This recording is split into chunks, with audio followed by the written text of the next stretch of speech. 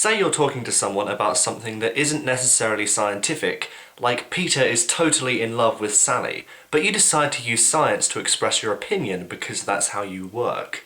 Then let's say some other guy comes over and says, "No offense, but your scientific explanation really doesn't apply here."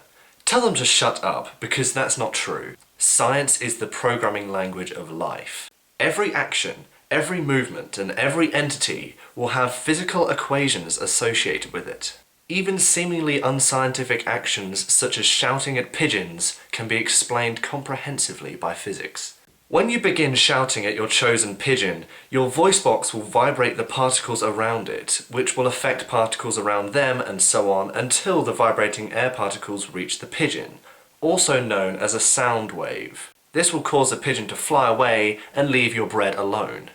Why do pigeons fly away when there's a loud noise? Because of survival instincts, which is where biology comes in. When you do something that scares you, like asking someone on a date, you'll probably get butterflies in your stomach.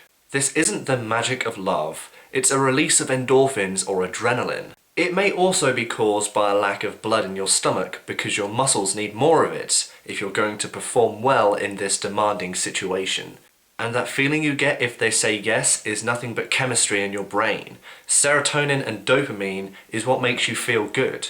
Okay, but those things I mentioned were all physiological aspects. What about society? There's no way that that can be explained by science. Well, when we're studying social interactions, we usually look at the science of psychology to explain them, because society is nothing more than a massive collection of brains, thinking machines, interacting with each other.